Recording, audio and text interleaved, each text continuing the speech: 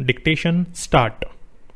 पूर्णबंदी के 40 दिन बाद आखिरकार जिंदगी अब खरामा खरामा अपने पुराने रास्ते लौटनी शुरू हो गई है।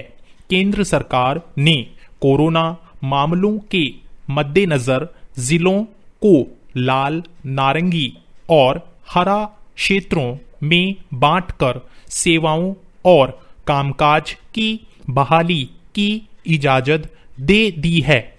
बंदी की वजह से कारोबारी गतिविधियां ठप पड़ गई थी।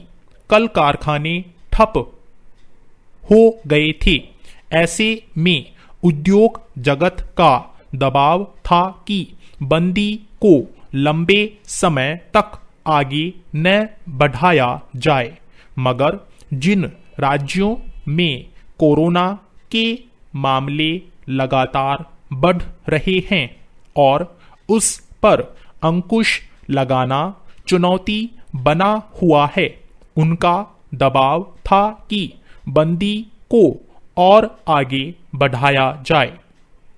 कुछ राज्यों के सामने स्वाभाविक ही असमंजस की स्थिति थी, पर राज्य सरकारों और केंद्र के विभिन्न महकमों से विचार विमर्श के बाद यही रास्ता निकला कि बंदी को 14 दिन के लिए और आगे बढ़ा दिया जाए। पर जिन इलाकों में संक्रमण कम है या बिल्कुल नहीं है, उनमें कारोबारी और दूसरी गतिविधियों को बहाल कर दिया जाए। हालांकि अभी स्कूल, कॉलेज, रेलें, हवाई जहाज, बस सेवाएं पूरे देश में बंद रहेंगी। जहां तहां फंस गए और अपने घर लौटने के इच्छुक लोगों को सुरक्षा मानकों का पालन करते हुए लौटने की इजाजत जरूर दे दी गई है। जहां संक्रमण के मामले बिल्कुल नहीं पाए गए, वहां कारोबारी गतिविधियों को बड़े पैमाने पर शुरू करने की छूट मिली है। पर जहां कम मामले हैं, वहां कई कारोबार बंद रहेंगे। अधिक संक्रमण वाले इलाकों में सख्ती बरकरार रहेगी। पैरा। बंदी की वजह से सबसे मुश्किल रोजमर्रा भोजन के लिए श्रम करने वालों, किसानों, कृषि उत्पाद का कारोबार करने वालों को उठानी पड़ रही थी। अब ऐसे लोगों को काम करने की इजाजत मिलने से उनके साथ साथ शहरों में खाने पीने की चीजों की किल्लत से जूझ रहे लोगों को भी कुछ आसानी होगी। इसके अलावा कुछ भारी उद्योगों को भी बड़े पैमाने पर नुकसान उठाना पड़ रहा था, जिन्हें इस फैसले से राहत मिलेगी। पर ये उपाय बहुत थोड़े और पेचीदा भी हैं। इससे किसानों को खेतों में काम करने, फसलें बेचने में बेशक कुछ आसानी होगी, पर चूंकि पाबंदियां जिलेवार स्थितियों को ध्यान में रखते हुए हटाई गई है, इसलिए उन्हें भी कुछ कठिनाइयों का सामना करना ही पड़ेगा।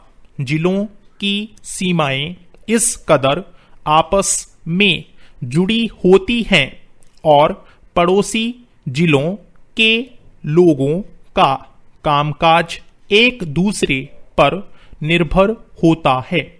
इसलिए अगर एक जिले में छूट दी गई है, पर उससे सटे जिले में पाबंदियां बरकरार हैं तो उनकी आवाजाही पर असर पड़ेगा ही। इस तरह मंडियों में उनका आना जाना सुगम नहीं होगा। यही समस्या शहरों में भी पैदा होगी।